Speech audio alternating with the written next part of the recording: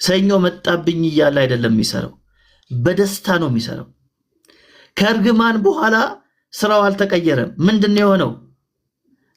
ድካም ሆነ፣ ፋቲግ ሆነ፣ መሰላቸት መጣ። ያ ነው የመጣው። እርግማኑ ያን ነው ያመጣው። ስራው አልተቀየረም። ስራ አለ። ግን ምንድነው ለውጡ ከተባለ በዚህ ጊዜ ኢንጆይመንት ነበረው። ስራውን ይወደዋል፣ ያደርገዋል። ለምን? ከጌታ ጋር አብረት አለው። ከወደቀ በኋላ ግን እርግማኑ ያደረገው ነገር ምንድነው ከተባለ ይሄ የሚሰራበትን አትሞስፌር አበላሸበት ማለት ነው። ስለዚህ ይህን የተበላሸውን አትሞስፌር እንዴት ነው የምንቀይረው ከተባለ ራእይን በማግኘት ነው የምንቀይረው። ጌታ የሰጠንን ቪዥን ስናገኝ ወደዚህኛው ኤንጆይመንት እንገባለን ማለት ነው። ወደዚህኛው ኤንጆይመንት መግባት እንችላለን ማለት ነው። እሺ ሶስተኛ ነገር ምንድነው የሰጠው? እግዚአብሔር ህግን የሰጠው ሎ ሰጥቶታል ማለት ነው። ምን ብያችኋለሁ? ራእይን ስንጀምር ለማስታወስ ላልነበራችሁ ሰዎች እንድታስታውሱት ራእይ ስንል ምን ብለናል? ራእይ ባይኖር ህዝብ መረን ይሆናል የሚለውን ምሳሌ 29:18 የሚለውን ቃል አመጣንና መረን ምን ማለት ነው ተባብለናል? ህገ ወጥ መሆን ማለት ነው ተባብለናል። ስለዚህ የትምህርት ያስፈልገው ለምንድነው? ሰው መረን እንዳይሆን መጠበቅ ወይም ማንቃት ነው ተባብለናል። ስለዚህ ራእይ ሲኖር ምን ይኖራል ተባብለናል? ራእይ ሲኖር ስርዓት ይኖራል ተባብለናል አይደል? መሪ ይኖራል ወይም ህግ ይኖራል ተባብለናል። ስለዚህ እግዚአብሔር ያደረገው ነገር እሱ ነው። እግዚአብሔር ስራ ሲሰጠው ከምን ጋር ነው የሰጠው? ከህግ ጋር ነው የሰጠው። ምንድነው ህጉ? ይሄው ተጽፏል። እግዚአብሔር አምላክ ሰውን እንዲህ ብሎ አዘዘው፣ ከገነት ዛፍ ሁሉ ትበላለህ። በነገራችን ትእዛዝም ነው። ትበላለህ፣ ይበላል። እሺ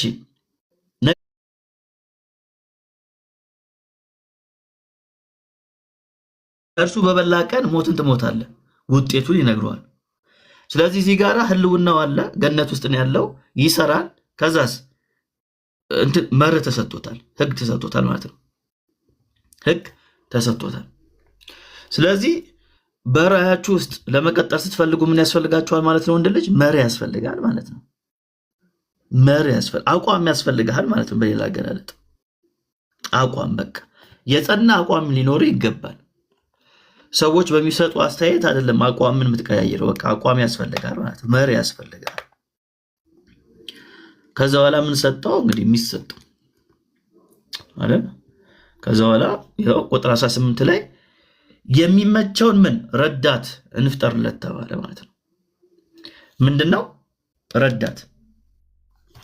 ስለዚህ ሴት ረዳት ከሆነች አንተ ምን ያስፈልጋል ማለት ነው? ስራ ያስፈልጋል ማለት ነው። ስራ ከሌለ ምኑን የምትረዳ? ምኑን ነው የምትረዳ? ልትረዳ አትችልም። ስለዚህ ስራ ስንል ደግሞ ሀገራችን ላይ ደግሞ ያለው ትልቁ ችግር ምንድነው? በቃ ስራ ማለት የሆነ ጠዋት ወጥተህ 2 ሰዓት ላይ ምናምን ከዛ እስከ 11 ሰዓት ቆይተህ ምናምን ሰው ሲመጣ ነው ሰራ የሚባለው አይደል? እሱም አንድ ስራ ነው። ግን እሱ ብቻ አይደለም ስራ፣ የተለያየ ስራ። ለምሳሌ ሰዓሊ፣ ያው እንግዲህ ከታች አለ ሳሪው ሰዓሊ ልትሆን ይችላል፣ እሱ ስራ ነው። ጸሐፊ ልትሆን ይችላል፣ እሱም ስራ ነው አይደል? ስራ ነው። ኤኒ ካይንድ ሊሆን ይችላል። ስለዚህ ራእይን አግኝተህ በዛ ራእይ ውስጥ የምትሰራውን ነገር ነው ማወቅ ያለብህ። እንደዛ ስትሆን የመጣችዋ ሴት ምንድነች? ረዳት ነች። ስለዚህ እዚህ ጋር ቁጥር 2ን ካወጣኸው 3 እና 4 አይኖርም ነው አይደል? ይሄን ካወጣኸው 3 እና 4 አይሰራም። ለየትኛው ነው መርህ የሚኖርህ ነው? ምንም ነገር የለ። ለምን ነው መርህ የሚኖርህ? ከዛስ አራተኛው ለምንድን ነው የሚመጣው? ሴት ልጅ ለምን ትመጣለች? ምንም እኮ የለም። ምኑን ትረዳሃለች? ተረዳችሁ? ስለዚህ ይሄ ለወንድ በጣም አስፈላጊ ነገር ነው ማለት ነው። ከጌታ ጋር ህልውና አብሮ መሆን፣ የጌታ ህልውት ለወንድ ልጅ በጣም ያስፈልጋል። ከዛስ ስራው ደግሞ ያስፈልጋል ማለት ነው። ይሄን ካወጣው በወንድ ልጅ ህይወት 3 እና 4 አይከተልም። 3 እና 4 ምን አይልም? አይከተልም ማለት ነው። አይከተልም። ስለዚህ ለዛ ነው ብዙ ጊዜ ሴቶችም እንዲህ ቪዥነሪ የሆነ የራሱ ነገር ያለው ወንድ ደስ ይላቸዋል። አብዛኛው ጊዜ ደስ ይላቸዋል። ለምን ከተባለ የተፈጠሩት ለዛ ነው፣ ሊያግዙ ነው የተፈጠሩት። ስለዚህ እንደዛ ሲሆን አንድ ወንድ ልጅ ምን ያደርጋቸዋል? ይማርካቸዋል ማለት ነው። ይማርካቸዋልና ማቴሪያሊስቲክ መሆን ሳይሆን የተፈጠሩበትን ዓላማ ያ ስለሆነ ባይኔቸራቸው ያ ነገር ያለው ወንድ ልጅ ምን ያደርጋቸዋል? ይማርካቸዋል ማለት ነው። ይሄ በጣም ግልጽ የሆነ ነገር ነው። ያው ሲለጠጥ ነው ሁሉ ነገር መጥፎ የሚሆነው። ሲለጠጥ መጥፎ ነው። እሷም ስትመጣ እሱ በሰራው ነገር ላይ በቃ እንትን ለማለት ሳይሆን ምን ለማድረግ ነው? ለማገዝ የበለጠ እሱም እንዲሆን ፍሩትፉል እንዲሆን ለማገዝ ነው መግባት ያለባት ማለት ነው። ስለዚህ ሴት ልጅ አጋዥ ነች። አጋዥ ስትባል የምታግዝ ነች ስትባል ከወንዱ ያነሰች ነች ማለት አይደለም አይደል? ከወንዱ ያነሰች ነች ማለት አይደለም። ለምሳሌ ሮሜ ምዕራፍ 8:26 ላይ መንፈስ ቅዱስ አጋዣችን እንደሆነ ይናገራል፣ የሚረዳ እንደሆነ ይናገራል አይደል? እኛ ምን ያደርገናል? ያግዘናል። መንፈስ ቅዱስ እኛን ስለሚያግዘን ከኛ ያነሰ ነው ወይ? አይደለም አይደል? እንደውም አንዳንዴ አጋዥ የምንፈልገው ከኛ ራሱ የበለጠ ሊሆን ይችላል። ለምሳሌ የሆነ ዕቃ በጣም ከባድ የሆነ ዕቃ ማንሳት ብትፈልጉ አግዙኝ የምትሉት ሕፃን ልጅ ነው እንዴ? የአንድ ዓመት ሕፃን ልጅ አግዘኝ ትሉታላችሁ? አትሉትም። ቢያንስ በአቅም ከአንተ ጋር ትይዩ የሆነ ወይም ከአንተ የሚበልጥ ነው የምትፈልገው። አጋዥ ማለት እሱ ነው። ወይም ከአንተ ፓወር ጋር ወይም ከአንተ አቅም ጋር ትይዩ አቅም ያለው ሰው ትፈልጋለህ። ወይም ደግሞ ከዛ የሚበልጥ ሰው ነው እንጂ የምትፈልገው ከአንተ ያነሰ ሰው ምን ያደርግልሃል? ምንም ያሰራል። ስለዚህ አጋዥ መሆኗ ባይ ዲፎልት ምንድነው የሚያሳየን ከተባለ በቃ ከወንድ ልጅ ጋር ምንድነች? ትይዩ ነች ማለት ነው። ትይዩ መሆኗን ያሳያል። ለዛ ነው ከጎን አጥንትም የተፈጠረችው። ከግራ ግን አይደለችም። ያው ሃይማኖቱ ዓለም ከግራ ብሎናል። ከግራ አልተፈጠራችሁም። እሺ። ስለዚህ የወንድና የሴት ልጅን አፈጣጠር እና ዓላማ በዚህ አይነት መንገድ ካየ ነው የራእይ ምንጭ ምንድነው የሚለውን ደግሞ እኔ የራእይ ምንጭ ምንድነው? የራእይ ምንጭ ለምሳሌ መጽሐፈ መክብብ ምዕራፍ 3 ቁጥር 10 ላይ እንደዚህ ይለናል። ሰለሞን እግዚአብሔር ለሰው ልጆች ይደክሙበት ዘንድ የሰጣቸውን ጥረት አይቻሉ ይላል። እግዚአብሔር ለሰው ልጆች ይደክሙበት ዘንድ የሰጣቸውን ምን ጥረት አይቻሉ ይላል። አያችሁ? ስለዚህ እግዚአብሔር ሰጥቷል። አሁን መርህ ነው የምናወጣው ተባብለናል። ስለዚህ እግዚአብሔር ምን አድርጓል? ሶርሱን ሰጥቷል ማለት ነው።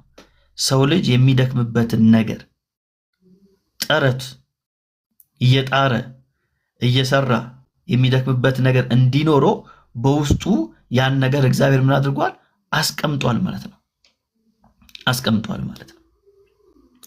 ስለዚህ ራእይ ምን ተባብለናል? ከእምነት ጋር ተመሳሳይ ነው። ለምን?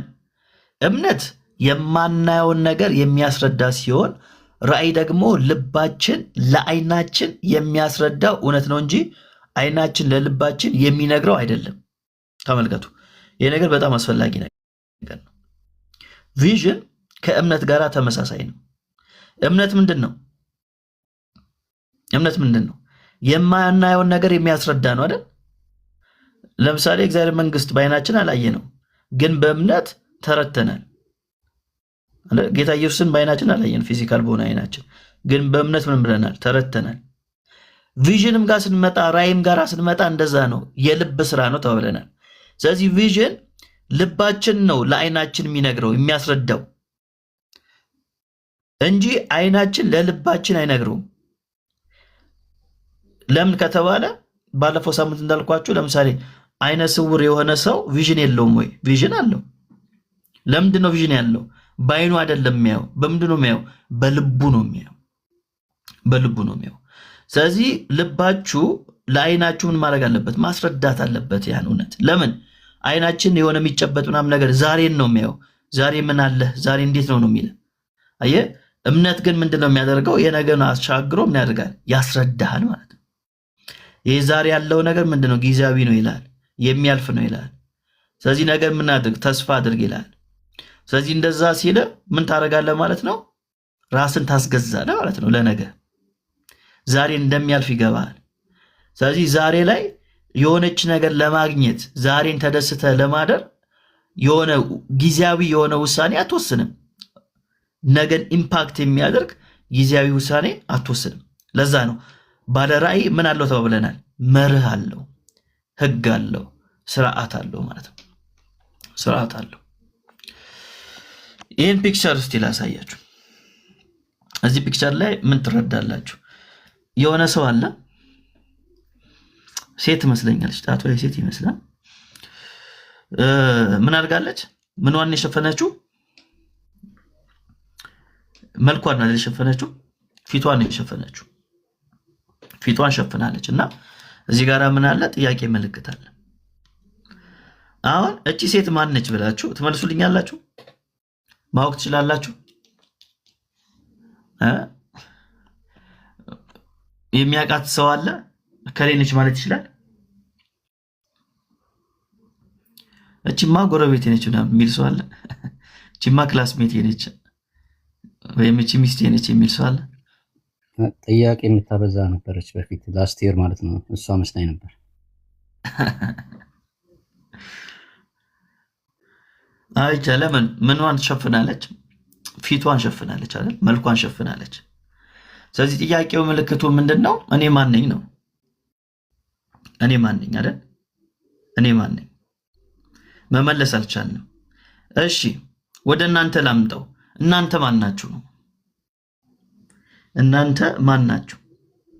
አሁን እቺ ሴት ማወቅ አልቻልንም አላችሁ። ጥያቄ ምልክት ላይ ያለችው ፊቷ ተሸፍኗል። እኔ ማን ነኝ እያለች ነው። ብዙዎቻችን አናቃትም ነው እንጂ የምንለው ብዙዎቻችን ራሳችንን እናውቃለን ወይ ነው።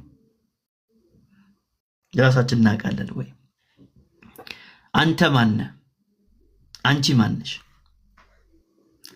ይሄ ነገር ምላሽ ያስፈልጋል። ራሳችሁን ታውቁታላችሁ ወይ? አሁን ባለራዕይ ከመሆን በፊት ራስን ማወቅ ያስፈልጋል። እኔ ማን ነኝ የሚለውን ነገር በደንብ ማወቅ አለባችሁ። አንዳንድ ሰው ራስን አስተዋወቅ ሲባል እኔ ሜሎስ ነኝ ምናምን ብሎ ይጀምራል። በስሙ ይጀምራል። ጥሩ ነው በስሙ መጀመር፣ ግን እሱ አንተን አይገልጥም አለ።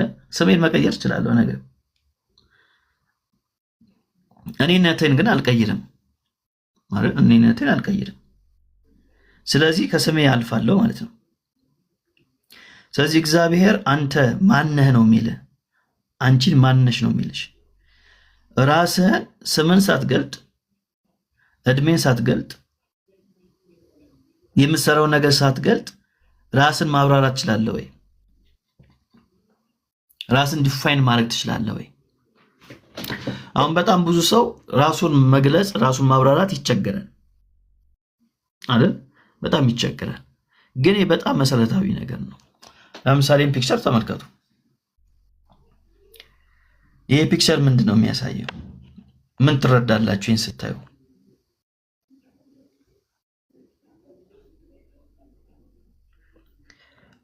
እስቲ ከራሳችሁ ጋር ምን ትረዳላችሁ ይህን ፒክቸር ስታዩ?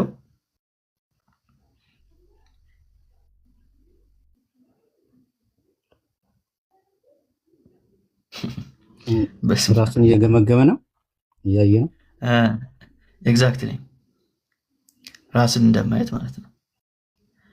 አያችሁ ፊቱ ወይም ገጹ ወጥቷል። ከዛ በኋላ ወደ ራሱ ነው የዞረው። ራሱን ነው የሚያየው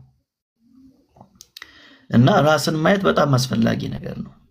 ብዙዎቻችን ፎከስ የምናደርገው ሌላውን በማየት ነው አይደል? ራሳችን ራሱ የምናየው ብዙ ጊዜ መስታወት ፊት ነው። ከውጫዊ ኤክስፒሪየንሳችን ብቻ ነው የምናየው። እንዴት ነው ዛሬ አምሮብኛል እና ለማለት ነው። ከዛ ነው ማለፍ ያለብን። አያችሁ ራሳችሁን ማየት አለባችሁ ማለት ነው። እኔ ማን ነኝ የሚለውን ነገር ማወቅ አለባችሁ።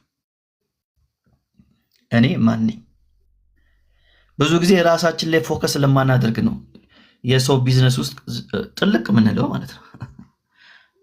እንትና ማን ነው? እሷስ ምን አደረገች? እንትና የቱ ገባ የቱ ወጣ ምናምን።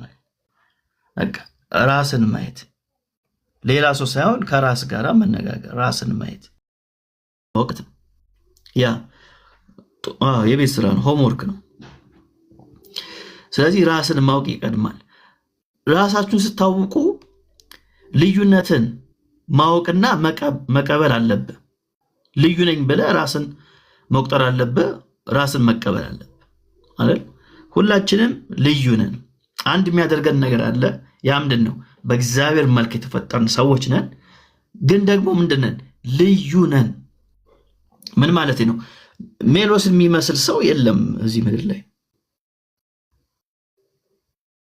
የለም አይደል? ለምሳሌ የእጅ አሻራ የኔ የሚመስል የለም። ስፔሲፊክ ተደርጎ ለእኔ ብቻ የተሰጠ ነው። አያችሁ? ስለዚህ ልዩ ነኝ የሚለውን ነገር ማወቅ አለብን። ልዩ ከሆንክ ልዩ የሆነ ራዕይ ተሰጥቷል ማለት ነው። አያችሁ? ልዩ ከሆንክ ልዩ የሆነ ራዕይ እግዚአብሔር ሰጥቷል ማለት ነው። ስለዚህ ልዩነትን ማወቅ አለብህ። አንተ ልዩ ሰው ነህ። ልዩ ሰው ነሽ። ይህ ሲገባ ምስጋናም ይጨምራል። ለእግዚአብሔር የምትሰጠውን ቦታ ይጨምራል። እንዴት አድርገህ ብትፈጥረኝ ነው ትላለህ ማለት ነው። ማለት አስቡት፣ በዓለም ላይ ስንት ሰው ነው ያለው? ስንት ቢሊዮን ሰው ነው ያለው? ከዛ ሁሉ ሰው አንተን የሚመስል የለም እኮ። ለዛ ነው የእጅ አሻራ ያንተ ብቻ ነው። የአይን አሻራ ያንተ ብቻ ነው። የሆነ ሰው ገሎ ጭንቅላትህ ተቆርጦ የሆነ ቦታ በስብሰ ብትገኝ እና መታወቂያ ባይኖር በአሻራ ማን እንደሆንክ ትታወቃለህ። ለምን? አንተን የመሰለ ሰው ስለሌለ ማለት ነው። አያችሁ በጣም እግዚአብሔር ምን አይነት ዲዛይነር እንደሆነ። እግዚአብሔር አይደግምም። ሁሌ አዲስ ነው የሚሰራው ማለት ነው። እግዚአብሔር አይደግምም። አዲስ ነው ሁሌ የሚሰራው። መንታ እንኳን አድርጎ ልዩ ያደርጋል። አሻራን ይቀይረዋል። ስለዚህ ልዩነትን ማወቅና መቀበል ይኖርብሃል ማለት ነው። የመጀመሪያው ነገር ልዩ ነኝ ብለህ ማወቅ አለብህ። ልዩ ኮንክስ ውድ ነህ ማለት ነው አይደል? ለምሳሌ በኢኮኖሚክስ አንድ ነገር ዋጋው የሚጨምረው ስካርሲቲ ሲኖር ነው አይደል? ያ ነገር ትንሽ ሲሆን ነው። ለምሳሌ አሁን ቤንዚን በጣም ትንሽ ከሆነ ምን ያደርጉታል? ዋጋውን ይጨምሩታል አይደል? በጣም አናሳ ሲሆን ቫልዩ እየጨመረ ይመጣል ማለት ነው። የሆነ ነገር በጣም ስካርሲቲ ውስጥ ስንገባ ቫልዩ ምን ያደርጋል? እየጨመረ ይመጣል አይደል? ባነሰ ቁጥር ያ ነገር ያ ንጥረ ነገር ባነሰ ቁጥር ምኑ ይጨምራል? ዋጋው ይጨምራል አይደል? አሁን ኢትዮጵያ ውስጥ የሆነ ነገር በቃ ሊጠፋ ነው ሲባል ሰው ግር ብሎ ሄዶ ይገዛል። ለምን? ዋጋ ይጨምራል። በነጋታው ዛሬ 50 ብር የገዛው ነገ 200 ብር ሊሆን ይችላል። ጠፍቷል እኮ ምናምን ትባላለህ። አሁን እኔ ማቆ እንግዲህ መጽሐፍ ነው። መጽሐፍ ለመግዛት ስንፈልግ አሁን እኛ አንዳንድ የጠፉ መጽሐፎች አሉና ጸሐፊው ሙቶ ሊሆን ይችላል እና ያን መጽሐፍ ድጋሚ ሪፕሪንት የማድረግ መብት ለማንም ሰው ስላልተሰጠ ያ መጽሐፍ ሪፕሪንት አይሆንም፣ ድጋሚ አይጻፍም። ስለዚህ ነጋዴዎች ምን ያደርጉታል? ከጀርባው እኮ 5 ብር ይላል፣ ግን 50 ሺህ ብር ነው አንተ የሚሸጠው። 50 ሺህ ብር ነው ይላል። ለምን? የለም መጽሐፉ ይላል። የትም አታገኘውም፣ እኔ ጋር ብቻ ነው ያለው። ስለዚህ የ5 ብር መጽሐፍ 50 ሺህ ብር ይላል ማለት ነው። 50 ሺህ ብር ይላል።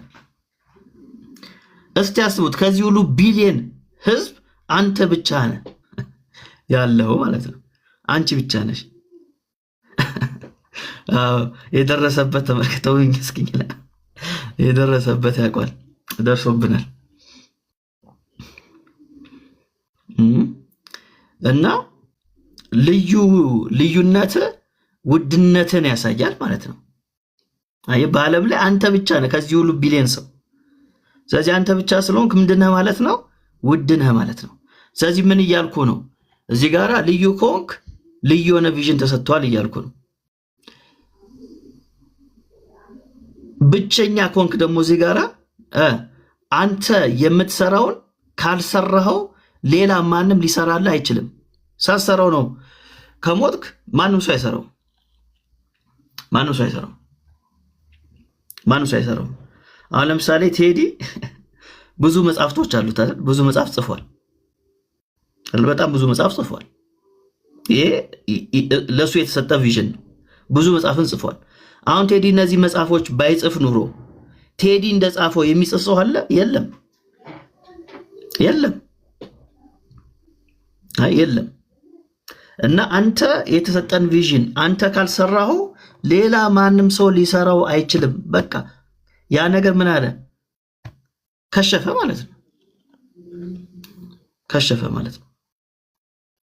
ስለዚህ ልዩ ስለሆንክ ልዩ ራእይ አለህ ማለት ነው። እግዚአብሔር ሰዓሊ አድርጎ ፈጥሮ አንተ ግን ህይወትን በሙሉ ጸሐፊ ሆነህ ካሳለፍክ ያሉ ስዕሎችን ወደዚህ ምድር እንዳይመጡ አድርገሃል ማለት ነው። አድርገሃል ማለት ነው። እግዚአብሔር አርት ሰጥቶ አንተ ግን ሌላ ቦታ ላይ ከሆንክ የምታሳልፈው ኪሳራ ነው የሚሆነው። ኪሳራ ነው የሚሆነው።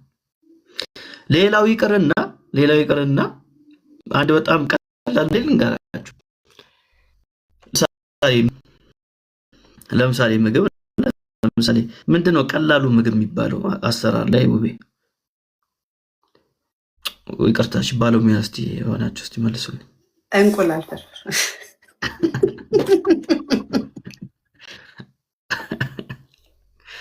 እሺ አይሻታች ሽሮ እያሉ ነው እንግዲህ እንቁላል ፍርፍር ትያለሽ።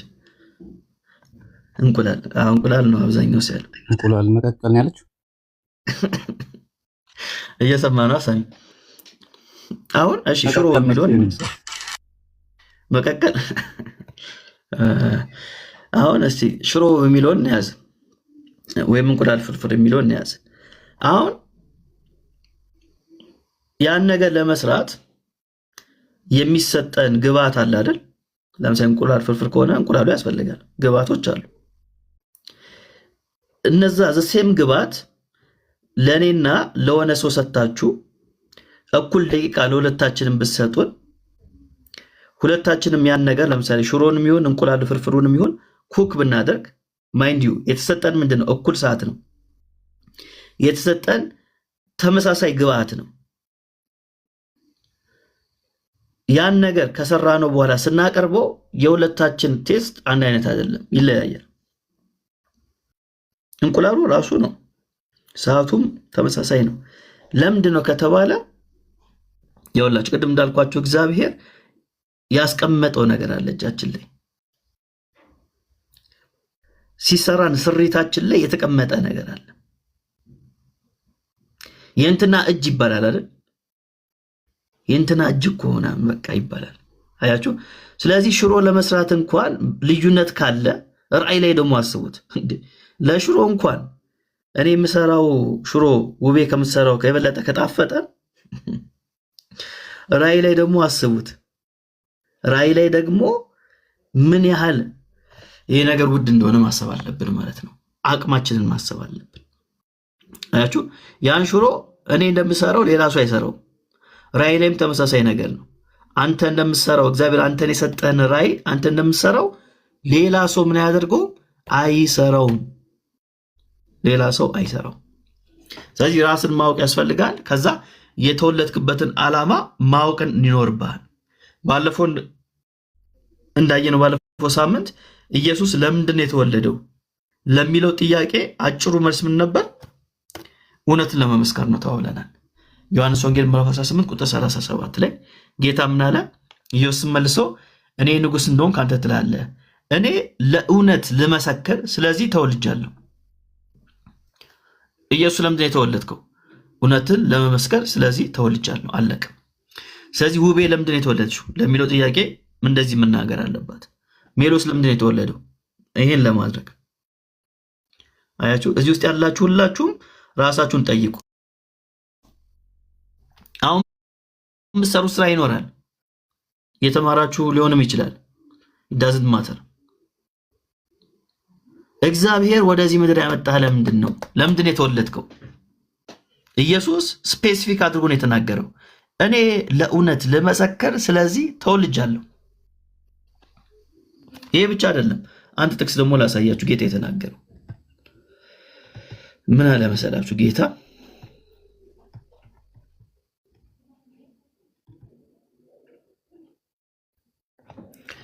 ተልኮን በተመለከተ ለምን ተወለድክ ጌታ ስትሉት እውነትን ለመመስከር ነው።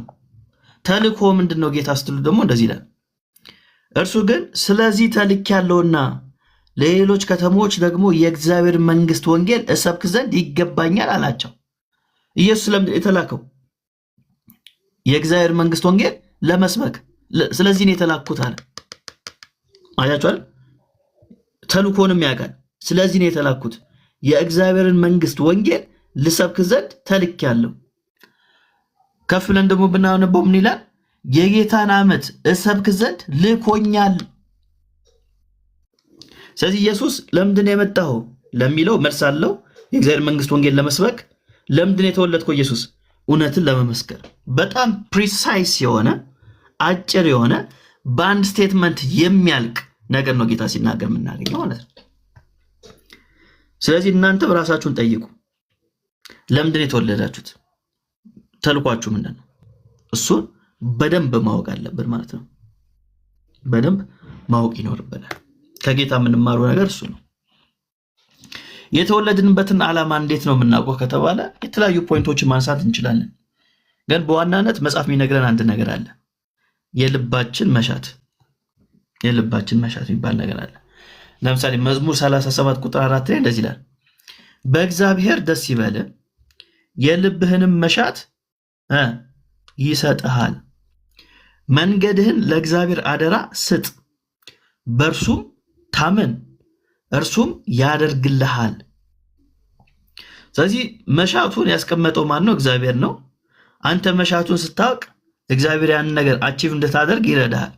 ስለዚህ ከአንተ የሚጠበቀው ነገር ምንድን ነው? መንገድህን። መንገድ የተባለው ምንድን ነው? እቅድህን ማለት ነው። ይሄ የእንትን ጥቅስ አይደለም። እሺ፣ መኪና ላይ የምትለጥፉት ጥቅስ አይደለም። መንገድን ለእግዚአብሔር አደራ ስጥ የሚለው የህይወት መንገድ ነው። መንገድህን ለእግዚአብሔር አደራ ስጥ። ያው ያን መንገድን ለእግዚአብሔር አደራ እንሰጣለን፣ ግን ጥቅሱ ስለዚህ ስለ አስፋልት አይደለም የሚያወራው። መንገድህን ለእግዚአብሔር መንበር አደራ ስጥ፣ ከዛስ በእርሱም ታመን። ይሄ ከአንተ የሚጠበቅ ነገር ነው። እግዚአብሔር ምንድን ነው የሚያደርገው? እርሱ ያደርግልሃል ተብሏል ማለት ነው። ያግዝሃል፣ ወደ ግብ እንድታመጣው ይረዳሃል፣ አቅም ይሆናል። ስለዚህ በውስጣችሁ ያለውን ነገር ማወቅ ይኖርብናል። ሌላውስ የታየህልን ነው የምታየው። እግዚአብሔር አስቀድሞ ያየልህን ነገር ታያለን። ለምሳሌ ትንቢተ ኢሳይያስ ምዕራፍ 46 ቁጥር 9 ላይ እንደዚህ ይላል፣ እኔ አምላክ ነኝና እሺ ሌላም የለምና የቀድሞውን የጥንቱን ነገር አስቡ፣ እኔ እግዚአብሔር ነኝ ይላል። አይ ተመልከቱ፣ አሁን እግዚአብሔር እንዴት ልዩ እንደሆነ ራሱን ይገልጣል። በምድር ላይ አማልክት የተባሉ ብዙ ቢኖሩም እሱ ግን ከሁሉ የተለየ የሚያደርገው ነገር ምንድነው ከተባለ ይህን ይናገራል። እንደ እኔም ያለ ማንም የለም። ምንድነው እግዚአብሔር አንተን የሚለይ ሲባል እንደዚህ ይላል፣ በመጀመሪያ መጨረሻውን ከጥንት ያልተደረገውን እነግርሃለሁ፣ ምክሬ ትጸናለች፣ ፍቃዴንም ሁሉ እፈጽማለሁ እላለሁ። ስለዚህ እግዚአብሔር ምንድነው ልዩ የሚያደርገው ከተባለ በመጀመሪያ መጨረሻውን ነው የሚነግርህ። ከጥንት ያልተደረገውን እነግርሃለሁ፣ ግን ያልተደረገውን ነገር ምን እነግርሃለሁ። ስለዚህ እግዚአብሔር መጨረሻን ምን አድርገዋለሁ? በመጀመሪያ አድርጌ እነግርሃለሁ። ይሄን ማድረግ የሚችለው ማን ብቻ ነው? እግዚአብሔር ብቻ ነው። የዛሬ 100 ዓመት ከዛሬ 100 ዓመት በኋላ የሚሆነውን ሊነግረን የሚችለው ማን ነው? እግዚአብሔር ብቻ ነው። የኛ ነጋችን የእግዚአብሔር ትላንቱ ነው። እንደዛ አድርጋችሁ አስቡት። ማለት ትላንታችሁን እንደምታውቁት ሁሉ እግዚአብሔር ነጋችሁን ያውቋል፣ ከዛም በላይ ያውቋል። እንደውም እኛ ትላንታችንን በአንዳንድ ጉዳይ ላይ ልንረሳው እንችላለን። ለምሳሌ ትላንትና እራት ምንድን ነው የበላችሁት? ቶሎ የሚመልስ አንዳንዶቻችሁ ረስታችሁታል። ትላንትና ምሳ ሰዓት ላይ ማን ያገኛችሁት? ትላንትና በ7 ሰዓት ላይ ምን አድርጋችኋል? አያችሁ፣ ኦሬዲ እኮ አድርጋችሁታል፣ ግን ያደረጋችሁትንም እንኳን ልትረሱ ትችላላችሁ። እግዚአብሔር ደግሞ ከዛ በበለጠ ነጋችሁን ያውቀዋል። ነጋችሁን አስቀድሞ ይነግራችኋል። ስለዚህ እግዚአብሔር የሚሰራው እንደዚህ ነው። ከመጨረሻ ወደ መጀመሪያ ይመጣል እንጂ ከመጀመሪያ እንደ ሰው ወደ መጨረሻ አይሄድም። እኛንን ጀምረን የምንፈጽመው፣ እግዚአብሔር ፈጽሞ ነው የሚጀምረው። ኤፌሶን ምዕራፍ 1 ታስታውሳላችሁ። ምንድን ነው የሚለው? ዓለም ሳይፈጠር በፊቱ ቅዱሳና ነውር የሌለን በፍቅር እንሆን ዘንድ በክርስቶስ መረጠን ነው የሚለው። ዓለም ሳይፈጠር በፊት አያችሁ። ይሄን ነገር ምን አደረገው እግዚአብሔር ወደ ምድር አመጣው ማለት ነው። መጨረሻውን አይቶ ነው መጀመሪያውን የነገረን። ራእይ ማለት ተመሳሳይ ነገር ነው። ራእይ ዛሬ ላይ ቁጭ ብለ ነገ የምትሆነውን ማየት ነው። የዛሬ 10 ዓመት የምትሆነውን ማየት ነው። የዛሬ 30 ዓመት የምትሆነውን ማየት ነው። መቼ? ዛሬ ላይ ተቀምጠ። ለምን? እግዚአብሔር ነው ይሄኛውን ያስቀመጠል ማለት ነው። እግዚአብሔር ነው። ምን ብያችኋለሁ ባለፈው ሳምንት? ራእይ የምትፈጥረው ሳይሆን የምትገልጠው ነው። ስለዚህ እግዚአብሔር ኦልሬዲ ያስቀምጦልሃል፣ ባንተ ውስጥ አለ። ስለዚህ የዛሬ 30 ዓመት የምትሆነውን 20 ዓመት የምትሆነውን እግዚአብሔር አስቀድሞ ምን ያደርጋል? ያሳያል ማለት ነው። አዲስ ነገር አይደለም የምታየው፣ ያንን ነው የምታየው። እግዚአብሔር ያስቀመጠልን ነገር ታየዋለህ። ካየው በኋላ ትጀምራለህ ምን ለማድረግ? እግዚአብሔር ያሳየህን ነገር ወደ ምድር ለማምጣት ወይም ደግሞ ስጋ እንዲይዝ አካል እንዲይዝ ትሰራለህ ማለት ነው። ለምሳሌ ትንቢተ ኤርምያስ ምዕራፍ 1 ቁጥር 5 ላይ ኤርምያስ በተመለከተ እግዚአብሔር እንደዚህ ይላል፣ በሆድ ሳልሰራህ አውቄሃለሁ፣ ከማህፀንም ሳትወጣ ቀድሼሃለሁ፣ ለአሕዛብም ነቢይ አድርጌሃለሁ። ፊኒቶ። እናቱ ሳታውቀው ኤርምያስ ጌታን ያውቀዋል። እሱ ብቻ አይደለም፣ በማህፀን ውስጥ ራሱ ሹመት ተሰጥቶታል፣ ነቢይ አድርጌሃለሁ ተብሏል። ስለዚህ ኤርምያስ ሲወለድ ምንድነው የሚሆነው? ነቢይ ነው የሚሆነው። አያችሁ፣ እግዚአብሔር ያየለት ነገር ምንድነው? ሳይወለድ የነቢይነት አገልግሎት ኦልሬዲ ያለቀ ነው። የነቢይነትን አገልግሎት አይቶለታል። ስለዚህ ኤርምያስ ሲወለድ ምንድነው የሚሆነው? ነቢይ ነው የሚሆነው። ስለዚህ የታየለትን ነው የሚያየው፣ የተደረገለትን ነገር ያደርገዋል ማለት ነው። አገልግሎትን በተመለከተ ምድር ላይ ያለን ነገር በተመለከተ በዚህ አይነት ፍሬም ነው እግዚአብሔር የሚሰራው።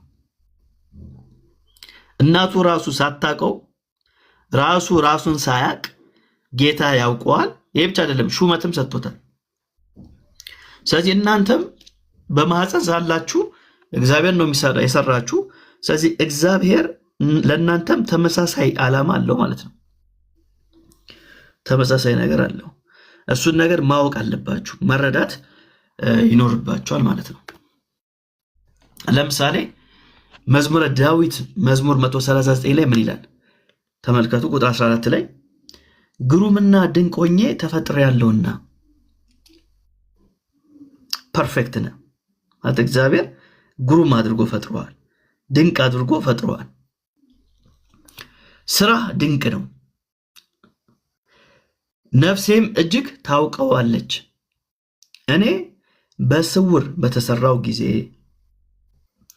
አካሌም በምድር ታች በተሰራ ጊዜ አጥንቶቼ ካንተ አልተሰወሩም። ያልተሰራ አካሌን አይኖቼ አዩኝ። አያችሁ፣ ያልተሰራ አካሌን አይኖቼ አዩኝ። ከዛስ የተፈጠሩ ቀኖቼ ሁሉ አንድስ እንኳን ሳይኖር በመጽሐፍ ተጻፉ ይላል። በመጽሐፍ ተጻፉ። እግዚአብሔር ደግሞ ለእናንተ ያለው ዓላማ ምንድነው ከተባለ መልካም ነው። መጥፎ ዓላማ የለውም እግዚአብሔር።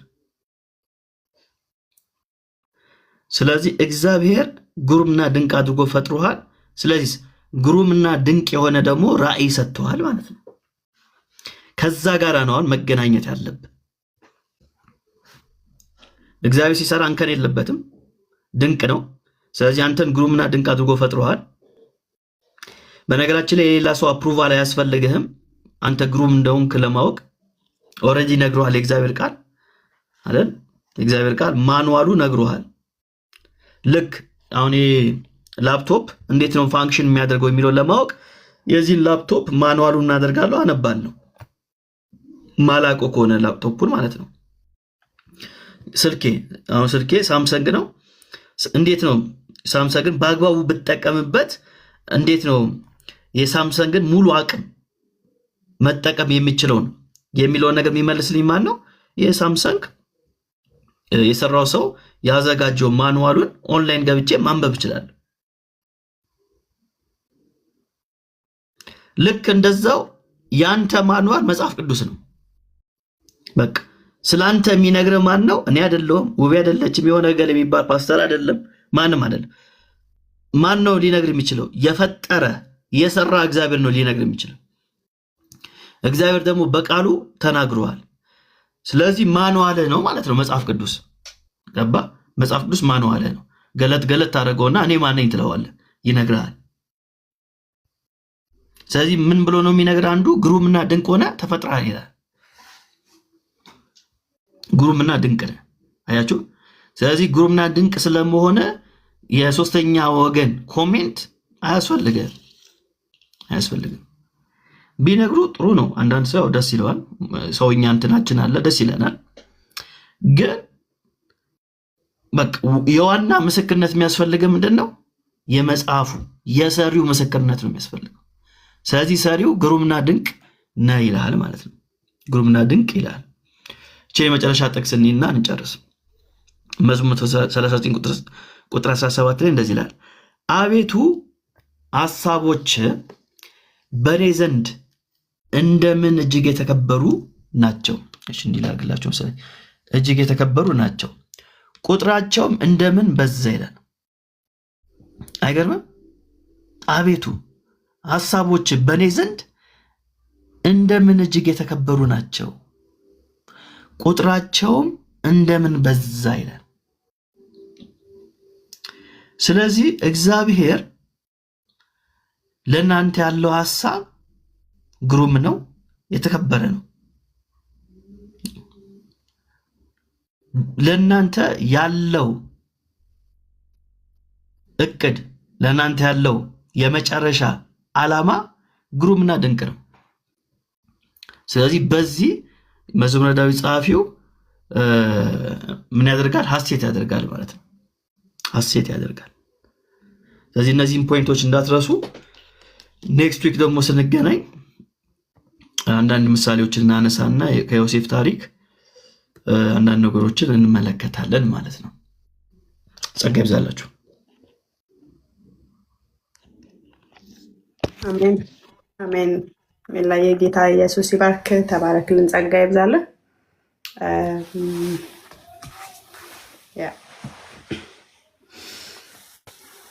እሺ ቀጥታ ወደ ጥያቄ ነው የምንሄደው። ምናልባት ጥያቄ ያላችሁና እኔ ምናልባት አንድ ጥያቄ ይኖረኛል፣ ግን እናንተን ላስቀድምና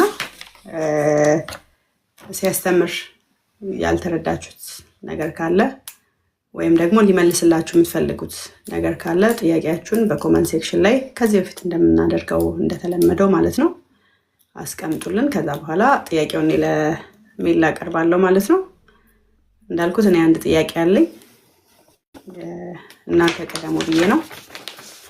ስዕል ሳላችሁ ስላላልሽ ስዕሉን ትቻለሁ ለዛሬ። ስዕል ሳላችሁ አላልሽም። ስለዚህ ኔክስት ዊክ ይዤ እመጣለሁ። አሳያለሁ አልክ አንድ ቅድም ኮሜንት። አይ ቅድም አላልሽም፣ ስዕል አላልሽም። እና አዳምን ግን ብቻውን አልነበረም የሳልኩት የነበረው። ስለዚህ ይቅርብኝ።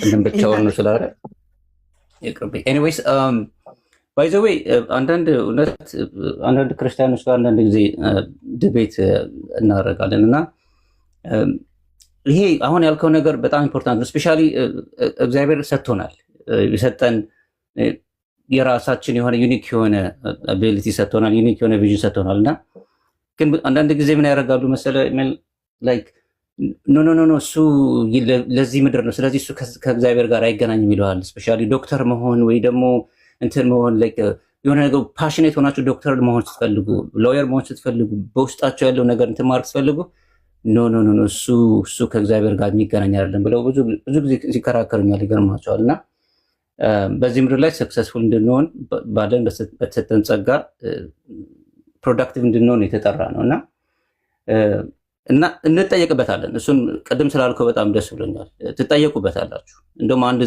ሰባኪ ምስል ሰማሁ። የፈረንጆቹ ሰባኪ ላይክ እግዚአብሔር ትራክ ድራይቨር ቤስት ትራክ ድራይቨር እንድትሆን ከሆነ ወደዚህ ምድር ያመጣ ግን አንተ ግን አካውንታንት ሆነ ኦፊስ ውስጥ የምትቀመጥ ከሆነ then there is a problem። ገባችሁና ውስጣችሁ ገብታችሁ ምንድነው የተሰጠኝ ይሄ እንትን እና ብዙ ጊዜ የተሰጣችሁ ጸጋና ስጦታችሁ እንደዚህ አይነት ራእያችሁ ለማወቅ ከፈለጋችሁ ለምሳሌ ገንዘብ ሳይከፈል ላደረገው የምችለው ነገር አለ ብላችሁ አስቡ። ለምሳሌ ባይከፍሉኝ እንኳን አደርገዋለሁ የምትሉ ነገር አለ። አንዳንድ ሰዎች ነርስ መሆን ይፈልጋሉ። ባትከፍሏቸውም ነርስ ቢሆኑ ደስታውን አይችሉም። እና ገንዘብ ሳይከፈለኝ ልሰራው የምችለው ነገር አለ ብላችሁ አስባችሁ ከዛ በኋላ በዛ ነገር ገንዘብ ደግሞ ሲከፍሏችሁ ደስ አይል። እኔ አሁን አንድ ማውቀው ልጅ አለ ገራጅ መስራት በጣም ይወዳል። እጁ ግሪስ ምናምን ነገር ይወዳል። አሁን እሱ በነፃ እንኳን ሄዶ ገራጅ ቢሰራ ደስታውን አይችለውም። ግን አሁን ገራጅ ከፈተ እዚህ ሀገር መጥቶ ገዝቷት። አሁን እሱ ለሱ ስራ አይደለም በቃ you know what he will never work a day in his life በህይወቱ አንድ ቀን አይሰራም። ለሱ ፈናው ማለት ነው። ገባችሁ? ስለዚህ እሱ እንድታስቡት ነውና ግን አሁን እንትን ላይ ምንድነው ይሄ ላይክ ዲናር ተሰጣቸው የሚለው ላይክ ለአንዱ 60 30 እና 90 ሚሊዮን አይ ዶንት ኖ ኤክስፕሌን አድርገው ከሆነ አምናሽር እና እሱ ከራይ ጋር ልዩነት አለው ወይ ማለት ወይስ የሚመሳሰል ነገር አለው? ለአንዱ 30 ለአንዱ 60 ለአንዱ 100 ነው እንደዚህ ተሰጥቷቸው በኋላ አንደኛው አተረፈ አንደኛው አላተረፈ የሚባለው። አንዳንድ ሰዎች እሱ ለክርስቲያን ህይወት ነው ለምሳሌ ብዙ ሰው ወደ ጌታ ብታለው ለሚለው ነው ይላሉ። አንዳንድ ሰዎች ደግሞ ነው የሰማሁት ነው ያ ታለንት የሚባለው ዲናሩ ጸጋ እንትን ይሄ ራይ ነው ብለው ተረጉሙ ሰዎች አሉና ምን ትላለህ? ተባረክልኝ። ደግሞ በጣም ደስ የሚል ትምህርትን ይሰጠን። ሻሎም።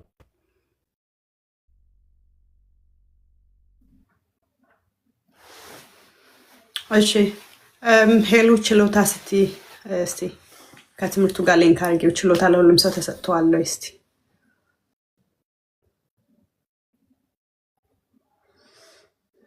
የሳሚ መልስ ይመለስና ከዛ በኋላ አንድ ጥያቄ አለ።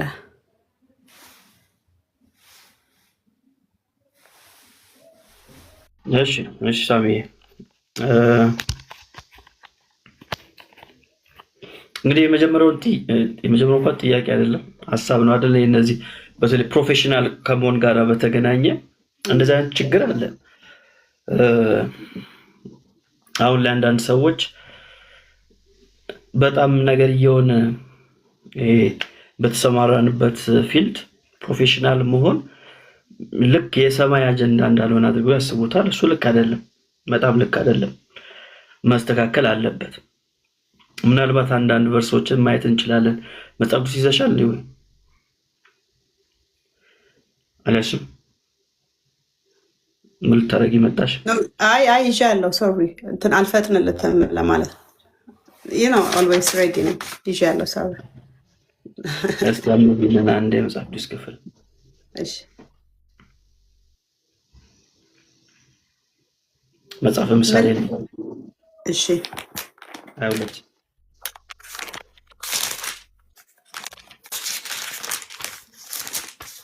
መጽሐፈ ምሳሌ አይውለት ላይ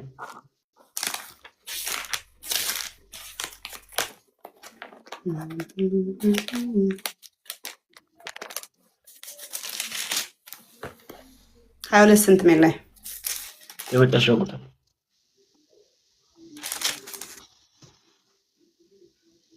እሺ ምሳሌ 22 በጨረሻው ላይ እንዲህ ይላል፣ በስራው የቀጠፈ ሰውን አይተሃልን? በነገስታት ፊት ይቆማል፣ በተዋረዱም ሰዎች ፊት አይቆምም።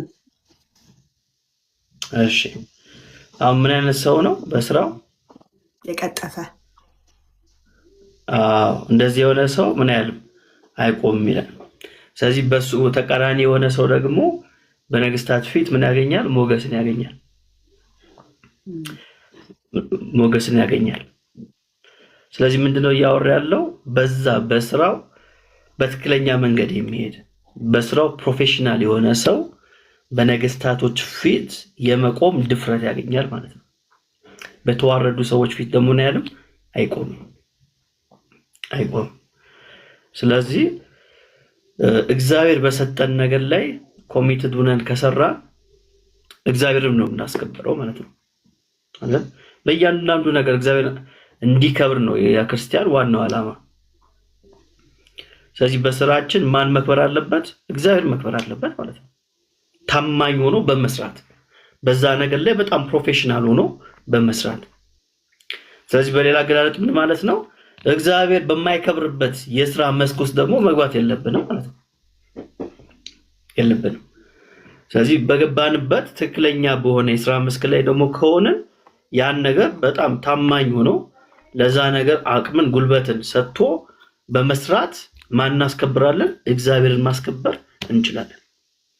እግዚአብሔርን ማስከበር እንችላለን ማለት ነው። ለምሳሌ ጌታ ምድር ላይ በነበረበት ጊዜ ምን ነበር ስራው? ምን ነበር የሚሰራው? የጌታን ስራ አታውቁም እንዴ? እስቲ ጻፉልኝ ከታች። ኢየሱስ ሰራተኛ ነበር አይደል? አናጺ ነበር። አያችሁ፣ መጀመሪያ ሰማይን የሰራ አናጺ እሱ ነው። ከዛ ደግሞ ሰው ሲሆን ደግሞ አናጺን አሳየን ማለት ነው። የሚገናኝ ነገር ስለሆነ ማለት ነው። ሰማይን አንጾ ሰርቷል፣ ምድርንም እንደዛው። ሰው ነው ደግሞ ሲመጣ አናጺን ነው የሰራው። ሜከር መሆኑን ያሳያል። ስለዚህ ዝም ብላችሁ እስቲ አስቡት። ኢየሱስ በታማኝነት ጊዜውን አይጠቀምም ነበር? ይጠቀም ነበር። በዛ ነገር ላይ ፕሮፌሽናል አይደለም ወይ? ፕሮፌሽናል ነው። መጽሐፍ ቅዱስ ላይ የተጻፉ ነገሮች ዝም ብሎ አይደለም የተጻፉት፣ ዓላማ አለው እና ከዛ ነገር የሆነ ፕሪንሲፕል ማውጣት አለብን፣ የሆነ መርህ ማውጣት አለብን። ስለዚህ ኢየሱስ አናጺ እንደነበር ሲነግረን፣ ዮሴፍ እንደሚያግዘው ሲነግረን ምን እየነገረኝ ነው የሚለው ነገር ማወቅ አለብን። ስለዚህ ኢየሱስ በዛ ጉዳይ ላይ ምንድነው? ታማኝ ነበር፣ በደንብ ይሰራ ነበር አይደል? ለዮሴፍም ለእናቱ ምን ያደርግ ነበር? ይታዘዝ ነበር ነው የተባለው። ኦቢዲየንስ ደግሞ አለ ማለት ነው። ለአለቆች መታዘዝ ኤፌሶን ላይ የምናገኘው መልእክት ላይ እሱን ሐሳብ እናገኛለን። ለአለቆች መታዘዝ፣ ለሚያሰሩ ሰዎች ታማኝ መሆን፣ መታዘዝ አስጊ ነገር ነውና ሁላችን በተሰማራንበት ፕሮፌሽናል መሆን ግዴታ፣ በጣም በጣም በጣም ግዴታ ነው። ጥያቄ እንግዲህ ከመክሊቱ ጋር በተገናኘ አዲሱ መደበኛ ትርጉም ነው እንደ ያስሽው ወይ አይደለም? ምን ላይ አይደለም? አዲሱ መደበኛ ትርጉም አልያዝኩም። ግን አሁን ያነበብሽው እኮ አዲሱ መደበኛ ትርጉም መስሎኝ ነበር። አይደለም? አታውቂውም? እሺ ላንብብላችሁ ማቴዎስ ወንጌል ላይ ያለውን ሐሳብ። አዲሱ መደበኛ ትርጉም ሲሆን የበለጠ ይሻላል። እሺ ማቴዎስ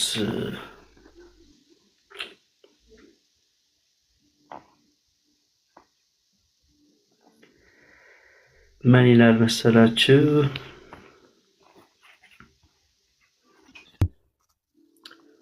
ይዛል። እሺ ካስቆማ አሪፍ። አንብብልን እስቲ ማቴዎስ ወንጌል ምዕራፍ 13 ነው። ኦኬ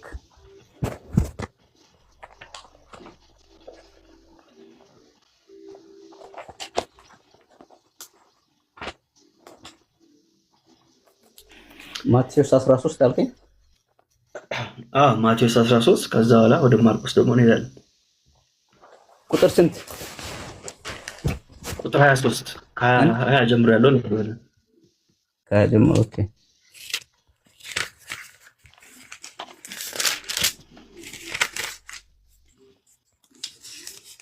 ኦልራይት 20 ምን ይላል?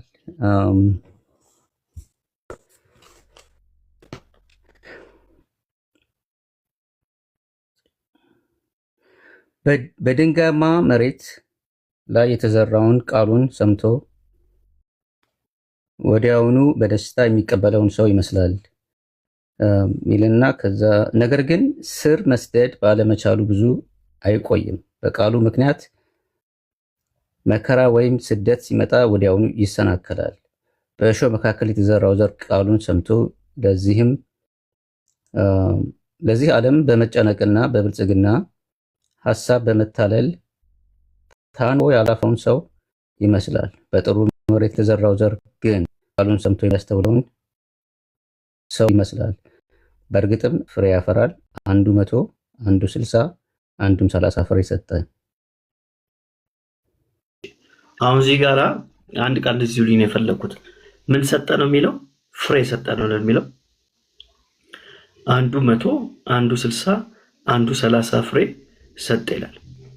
ስለዚህ መሰረታችን ጤናማ ከሆነ በትክክለኛ መሰረት ላይ ከገነባል ምን አንሆንም ማለት ነው። በቀላሉ ማንም መጥቶ ዲስትራክት አያደርገንም፣ አያፈርሰንም፣ አያጠፋንም።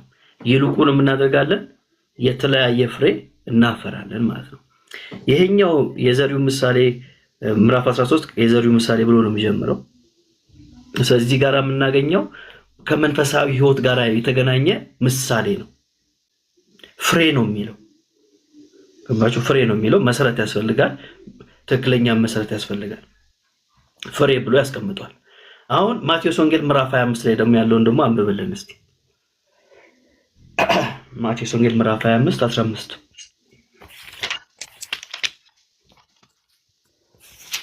ኦኬ የእግዚአብሔር መንግስት አገልጋዮቹን ጠርቶ ያለውን ንብረት በአደራ በመስጠት ወደ ሌላ ሀገር ሊሄድ የተነሳ አንድ ሰውን ትመስላለች። ለእያንዳንዱ እንደ ችሎታው በመደብ ለአንዱም 5 ታለንት፣ ለሌላውም 2፣ ለሌላውም ደግሞ 1 ታለንት ሰጥቶ ጉዞውን ቀጠለ። 5 ታለንት የተቀበለው ሰውዬ ወዲያውኑ በገንዘቡ ንግድ ጀምሮ 5 ታለንት አተረፈ። እንዲሁም 2 ታለንት የተቀበለው 2 አተረፈ።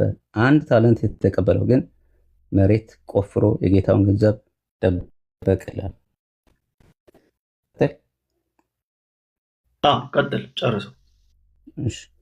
የአገልጋዮቹም ጌታ ከብዙ ጊዜ በኋላ ከሄደበት ተመልሶ የሰጣቸውን ገንዘብ ተሳሰበ። 5 ታለንት የተቀበለውም ሌላ 5 ተጨማሪ ታለንት ይዞ በመቅረብ ጌታ ሆይ 5 ታለንት ይዞ በመቅረብ ጌታ ሆይ 5 ታለንት አደራ ሰጥተኸኝ ነበር፣ ይኸውልህ 5 ተጨማሪ ታለንት አትርፌያለሁ አለው። ጌታውም ደግ አድርገሃል፣ አንተ መልካም ታማኝ አገልጋይ፣ በትንሽ ነገር ታማኝ ስለሆንክ በብዙ ነገር ላይ እሾምሃለሁ፣ ወደ ጌታ ደስታ ግባ አለው።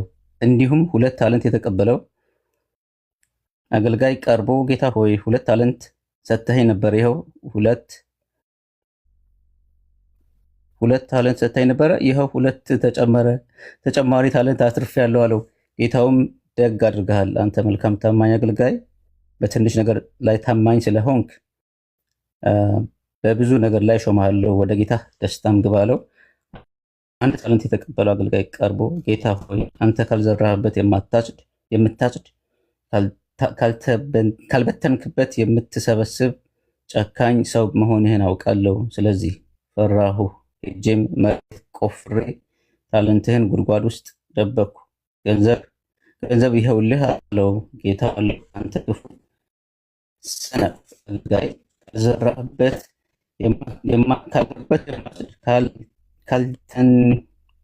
ካልበተንክበት የምትስብ መሆኔን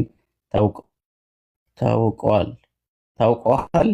ታዲያ በምመለስበት ጊዜ ገንዘቤን ከነወለዱ እንዳገኘው ለለዋጮቹ መስጠት ይገባህ ነበረ። በሉ እንግዲህ ታለንቱን ወስዳችሁ 10 ታለንት ላለው ስጡ፣ ላለው ይጨመርለታል፣ የተትረፈረፈም ይኖረዋል። ከሌለው ሰው ግን ያው ያለው እንኳ ይወሰድበታል። ይህ የማይረባ አገልጋይ ለቅሶና ጥርስ ማፋጨት ወዳለበት ወደ ውጭ ወዳለው ጨለማ አውጥታችሁ ጣሉት አለ። አሜን። ቀርሰው እዚህ ጋር ደግሞ አይ በቃ አሪፍ ነው። ይሄ ነው ፖይንቱ። አሁን በደንብ አያችሁት አይደል? እዚህ ጋር እንግዲህ ታለንት ቢለው አሁን ያለን ታለንት አይደለም፣ ገንዘብ ነው፣ መክሊት ነው። እና ከፋፍሎ ሰጣቸው። ምንድነው ይሄ ከተባለ መጨረሻ ላይ አሁን ሳሚ ሲናገር ከሰማችሁት እሱ ነው ማሰሪያው። ማትረፍ፣ መነገድ፣ መስራት በተሰጠው ነገር ላይ ማለት ነው። ስለዚህ ቅድሙን አይተናል። እሱ ፍሬ ነው፣ ከመንፈሳዊ ህይወት ጋር የሚገናኝ ነው። እዚህኛው ጋር ግን ስንመጣ እግዚአብሔር የሚሰጠን ለእያንዳንዳችን መክሊት አለ። ምን አይነት መክሊት? የጊዜ መክሊት፣ የሪሶርስ መክሊት። እነዚህ እግዚአብሔር ለሁላችንም የሰጠ ነው። ለምሳሌ 24 ሰዓት አለ በቀን ውስጥ። ለወንዱም ለሴቱም 24 ሰዓት ነው። ለሀብታሙም ለድሃውም 24 ሰዓት ነው አይደል? ለፈረንጁም ለሀበሻውም 24 ሰዓት ነው። ለሀብታሙም ለድሃውም 24 ሰዓት ነው። እግዚአብሔር የሰጠን ሪሶርስ ነው፣ ግብአት ነው። ስለዚህ ይህን ግብአት እንዴት አድርገን ነው የተጠቀምነው? ጌታ የሰጠን ነው፣ ለአገልጋዮቹ የሰጠን ነው፣ ለሁሉ የሰጠን ነው። ስለዚህ ይህን ጊዜያችንን በአግባቡ መጠቀም ይኖርብናል ማለት ነው። በአግባቡ ተጠቅመን ምን አምጥተናል? ምን አትርፈንበታል? ለምን ሪሶርስ ነው የተሰጠን፣ ሪሶርስ ተሰጥቶናል። ስለዚህ ይህን ሪሶርስ ተጠቅመን እነዛዎቹ ምን ያደረጉት? አተረፉበት ማለት ነው። ይሄኛው ግን ምን አደረግም? አላተረፈበትም፣ ይዞ አስቀመጠው። ስለዚህ አንዳንዶቻችን እግዚአብሔር የሰጠንን መክሊት ይዘን ምን ሞት ሰዎች አለን፣ ምንም ሳንሰራበት ማለት ነው። ስለዚህ ምን አለ እግዚአብሔር? ከሱ ያለውን ወሰደና ላለው ይጨመርለታል፣ ላተረፈ የበለጠ ይሰጣል አለ ማለት ነው። በነገራችን ላይ መርህ የሚሰራ ነው። አሁን ላይ አንዳንዴ እንደዛ እንላለንና ላለው ይጨመርለታል እኮ ነው እንላለን። የሆነ ሰው የሆነ ነገር እየጨመረ ሲመጣ ማለት ካንተ ተወስዶብህ ቢሆንስ ምን ታውቃለህ ወዳጄ?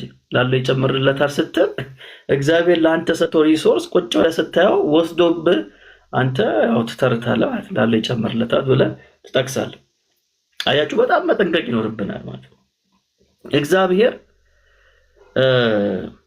እያንዳንዱን ነገር በጥንቃቄ ነው የሚጠብቀው፣ አያባክንም። ታስታውሳላችሁ ጌታ 5 እንጀራና 2 ዓሣ ሲያበረክት ሰው ሁሉ ጠገብ አይደል? በሉ ጠገቡ። ከዛስ 12 መሶብ ምን ተረፈ? ቁርስራሽ ተረፈ አይደል? ዝም ብሎ ሄደ እንደ ጌታ አልሄደም። ሰብስቡልኝ አለ ማለት ነው። ሲሰበሰብ 12 መሶብ ወጣ። አያባክንም ሪሶርስ። እንዴ ፍርፋሬ ነው ምናምን ብሎ አልሄደም። ሪሶርስ ምን አያደርግም? አያባክንም። ስለዚህ እግዚአብሔር ለእናንተ የሰጣችሁ ሪሶርስ አለ። ታይም በሉት፣ ጸጋ በሉት፣ እድል በሉት፣ ኦፖርቹኒቲ የሆነ ነገር የመስራት ጊዜ በሉት። ለሁላችንም ደግሞ የተሰጠን የጸጋ ስጦታ አለ። ፀሐይ፣ ዝናብ፣ እነዚህ ሁሉ ግብአቶች ናቸው ማለት ነው። ግብአቶች ናቸው። ስለዚህ እነዚህን ተጠቅመን ምን ማድረግ አለብን?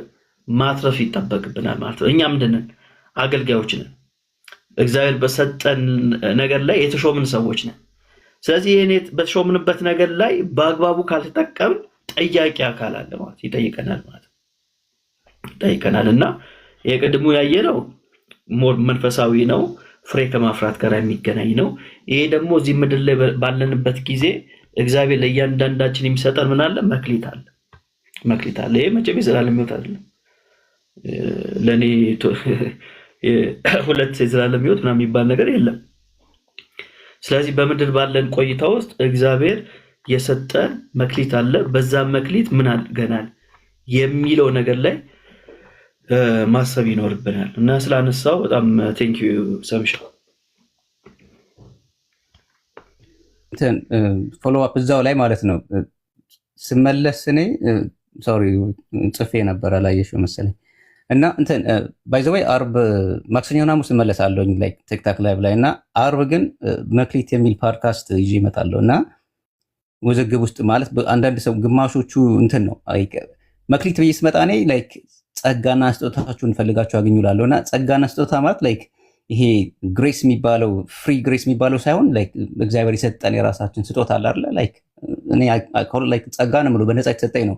ያው የተለያየ ጸጋ አይነት አለው ማለት ነው። ጸጋ ብዙ አይነት ስለሆነ እና መክሊት የሚል ፖድካስት ይዤ እመጣለሁ ፍራይዴ በማክሰኞ ፍራይዴ ናይት ማለት ነው። ስለዚህ እኔ ያሰብኩት በቃ እያንዳንዳችን ራእይ አለን እና ራእይ ነው ራእይና መክሊት ልዩነቱ ራሱ ትንሽ ኮንፊውዚንግ ነው። እና መክሊት ስል ራእይ እንደማለት ነው አይደለም? አንድ ሰውም ጠይቆ ነበር እንደገና። ስለዚህ ልዩነት አለው ብዬ አላስብም።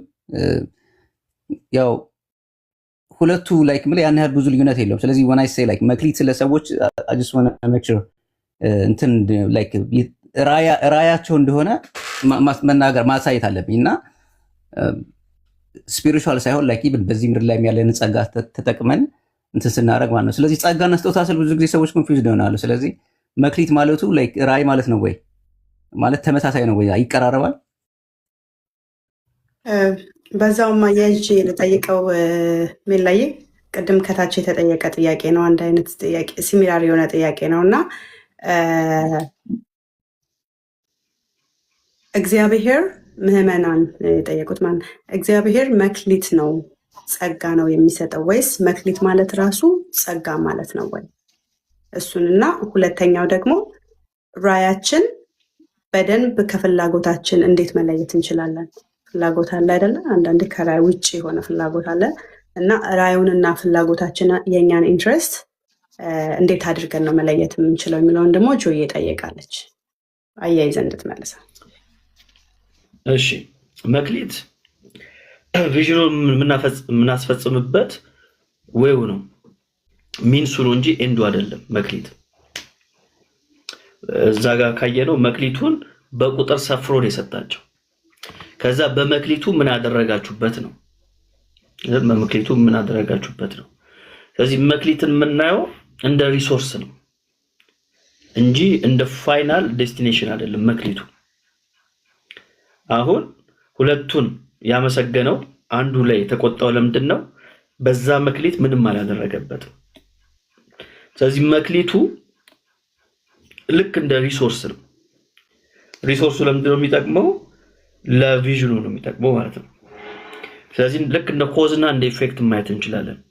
መክሊቱ ኮዙ ነው፣ ኢፌክቱ ቪዥኑ ነው፣ አውትፑቱ ማለት ነው እንጂ በራሱ መክሊቱ ቪዥን ሊሆን አይችልም። ለምሳሌ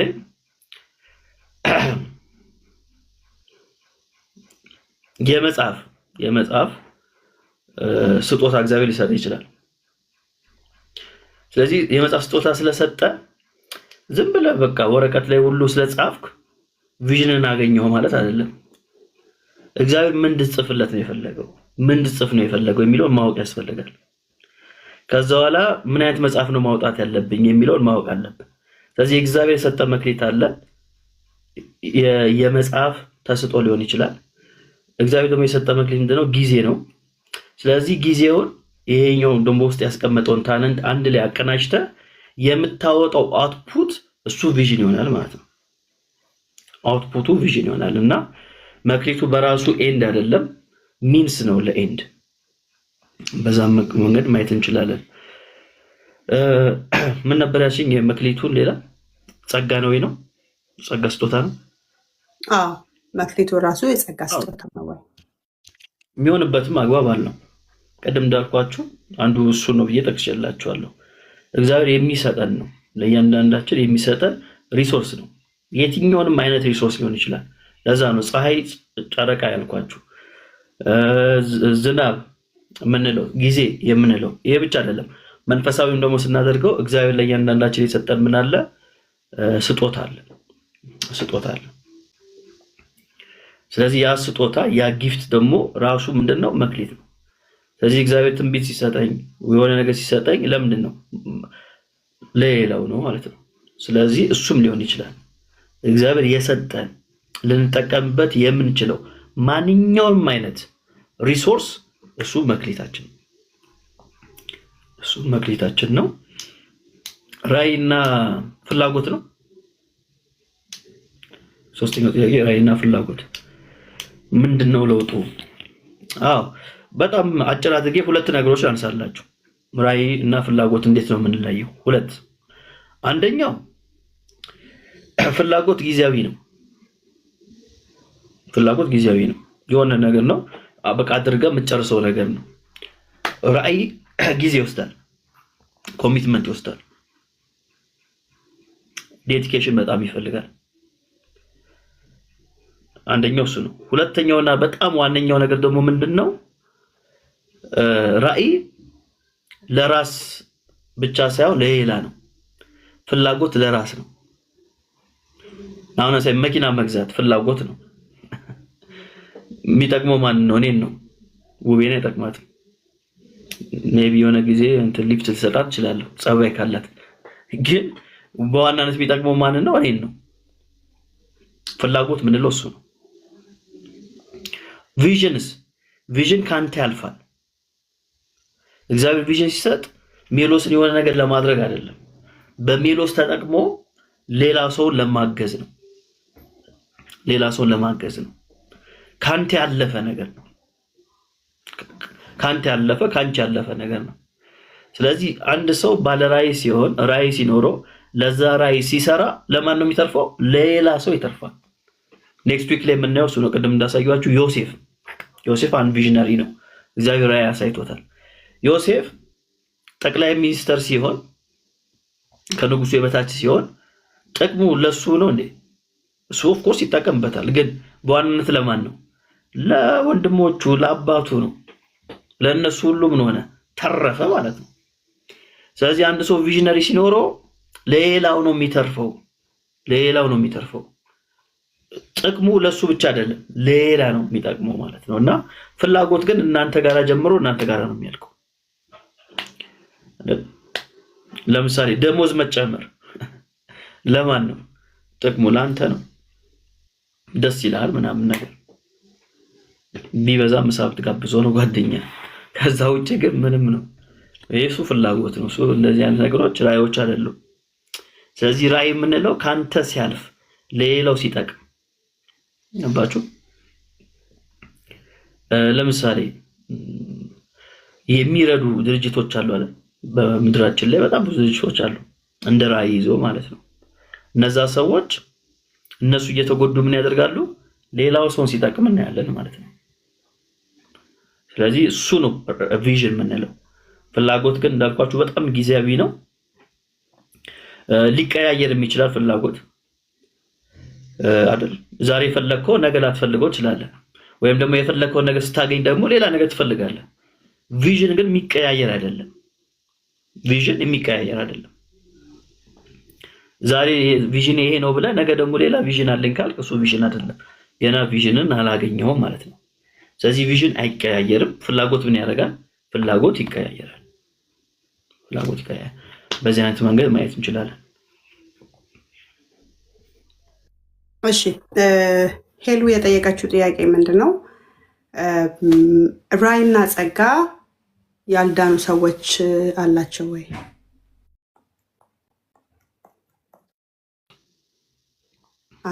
አለች ሄሉ። ጸጋ ማለት ነው ጸጋ ብዙ አይነት ጸጋ አለ። ቪዥን ግን ለሁሉም ሴት የተሰጠ ነው።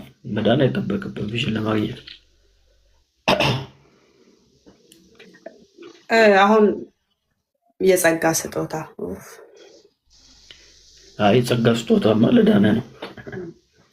የጸጋ ስጦታ ለዳነ ነው። ያመኑትም ነው የሚለው እነዚህ ምልክቶች ይከተሏቸዋል ነው።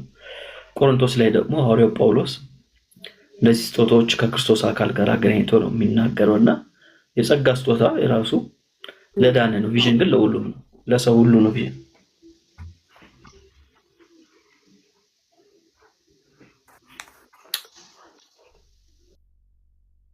አንድ እኔ ጥያቄ ልጠይቅና አይ ቲንክ የመጨረሻ ይሆናል ብዬ አስባለሁ። ምናልባት ሄልዬ ግን 3 ጥያቄ ያለኝ ምናምን እያልሽ ስለሆነ ኢንተርኔቱ ስለሆነ ኢንቦክስ ካረግሽልኝ እኔ ጥያቄውን ስክሪንሾት አድርጌ ቀጥታ ለሜላ መላክ እችላለሁ። ሶ ኔክስት ዊክ ሜላ ከመልሱ መጀመር ይችላል ማለት ነው። እሺ ወይ አንድ ጥያቄ ነበር ከተፈቀደ? እሺ ሶሪ። እሺ ቀጥል አንተ። እሺ ቀጥል። አመሰግናለሁ። በመጀመሪያ ሜላ ስለምታስተምረን ተባረክ። ውይይም ስላስገባሽን አመሰግናለሁ። አንድ ጥያቄ ስገባ አንድ ሰው ትርፋማ ስለሆነ ብቻ ራእዩን እየኖረ ነው ማለት እንችላለን? ሁለት ጥያቄ ነበረኝ። አንዱ ቅድም ስለተመለሰ ይልቃል። ይሄ በጣም ኢምፖርታንት ነው። አንድ ሰው ለምሳሌ ላድርግ ከይቅርታ፣ አንድ ሰው ዶክተር ሆኖ እያገለገለ ንግድ ላይ ስላተረፈ ብቻ ያ ሰው ራእዩን እየኖረ ነው ማለት ይቻላል? ዶክተር ሆኖ የሚያገለግል የሚችል ሰው ግን ትርፋማ ብቻ ነው ይሄ ነው። አመሰግናለሁ። በፍጹም አይሆንም። በፍጹም አይሆንም።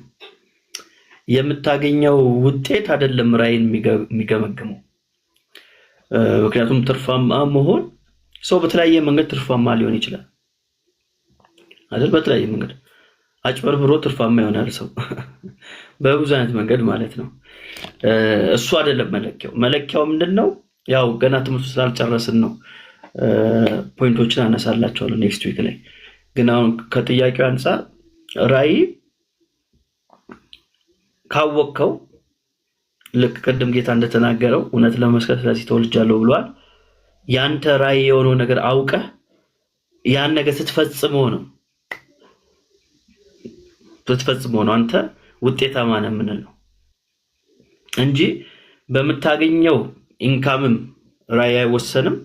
ደግሞ በአንድ ጉዳይ ላይ ለምሳሌ አሁን ቅድም እንዳልከው ለሆነ ሰው ዶክተር ሆኖ ግን እግዚአብሔር እሱ ሌላ ዓላማ ፈልጎት ለምሳሌ ያ ሰውዬ አገልጋይ እንዲሆን ፈልጓል እግዚአብሔር።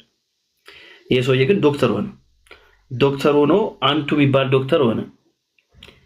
ይሄ ሰውዬ ትክክለኛ እግዚአብሔር የፈጠረበትን ዓላማ አቺቭ አድርጓል ወይ ካልከኝ በፍጹም እንደዛ ብዬ አላምንም።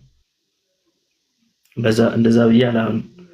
እግዚአብሔር ያመጣውን ወደዚህ ምድር ያ ሰው ለምንድን ነው ያመጣው? ለአገልግሎት ከሆነ ለአገልግሎት እግዚአብሔር የፈለገው እሱን ሌላ ቦታ ላይ ከተሰማራ ተላልፏል።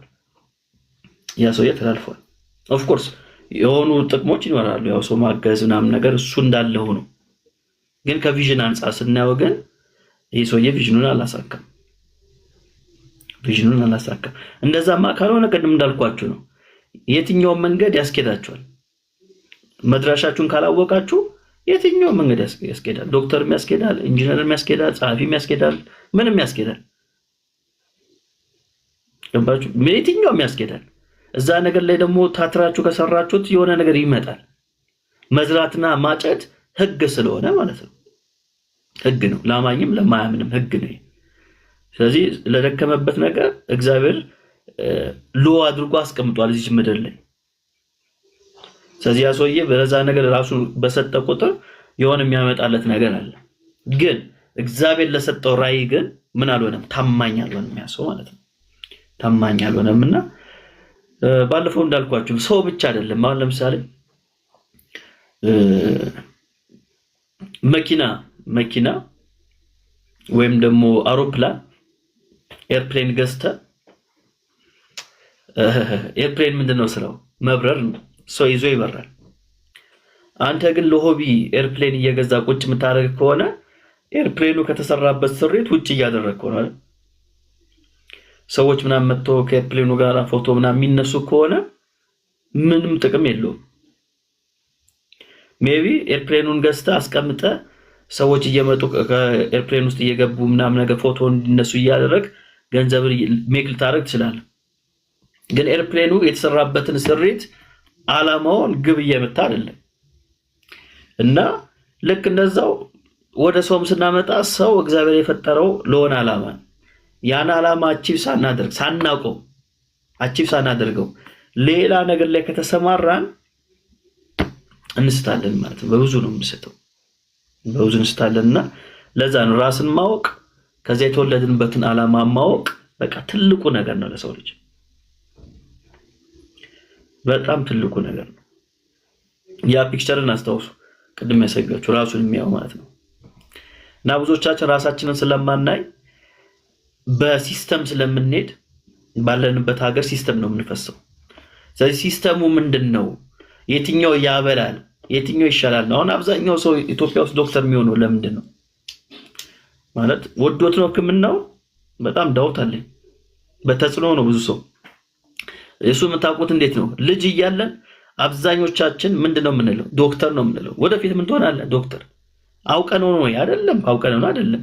ግን ቤተሰቦቻችን ሲያወሩ ምን ሰማው ነገር አለ። ዶክተር መሆን በቃ ጥሩ ፕሮፌሽን እንደሆነ እናውቃለን። ገንዘብ ያስገኛል ተብሎ ያኔ እንደዛ ይታሰብ ነበር። አሁን ገንዘብ አያስገኝም እያሉን ነው ኢትዮጵያ ዶክተሮች። ስለዚህ እሱን ስለምንሰማ ባይ ዲፎልት ውስጣችን ተቀምጧል። ስለዚህ ምን ትሆናለህ ሲባል ዶክተር ይላል ሰው ማለት ነው፣ ህፃናቶች። ስለዚህ ህብረተሰቡ ሶሳይቲው ሳንፈልግ ወደ ሆነ ቦታ ነው የሚገፋል። የሆነ የተከበሩ የሚባሉ የስራ ዘርፎች አሉ። ሁሉም የስራ ዘርፍ የተከበረ ግን ሶሳይቲው ያስቀመጠዋል አይደል? ስለዚህ በቃ ወደዛ ይገፋዋል። ብዙ ሰው በቃ ሳይፈልግ ብዙ ሰው ሜዲሲን ይገባል ማለት ነው። አንዳንዱ አብዶ ይወጣል፣ አንዳንዱ ራሱን ያጠፋል፣ አንዳንዱ ደስተኛ ሳይሆን ይወጣል። እኔ እኮ ለቤተሰቤ ነው ይላል፣ ግን ውስጥ ያለው እኮ ሌላ ነገር ነው ይላል። አያችሁ? ስለዚህ በዛ ነገር ውጤታማ መሆን በራሱ መስፈርት አይሆንም።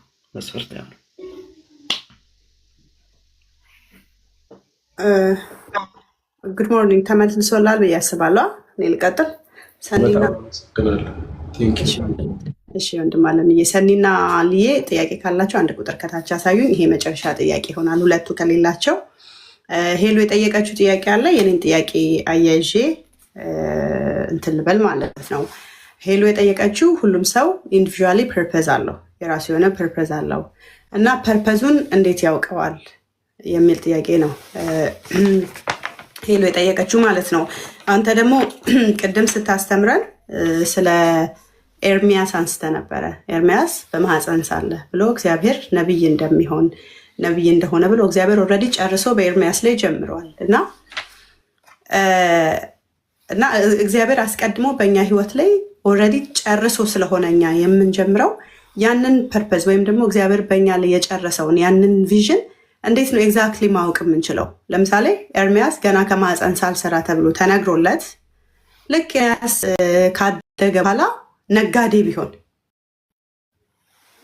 ነቢይ ተብሎ ነጋዴ ቢሆን ወይም ደግሞ ላይክ ሚሽኑን ቪዥኑን ቢስት እና ኤግዛክትሊ እንዴት ነው የምናውቅ? ኤግዛክትሊ እግዚአብሔር በእኛ ህይወት ውስጥ ያስቀመጠውን ነገር ከሱ ጋር መገናኘት የምንችለው ወይም ደግሞ ውስጣችን ኮንፈርም የሚያደርግልን በምን መንገድ ነው? ለዚህ ጥያቄ መልሱ የሚቀጥለው ሳምንት ነው እንዴ? እሺ ትምህርቱን እየቀደማችሁማ ጠይቁኝ። ሁሌ እኔን ጥያቄ ሳሚ ገና እሺ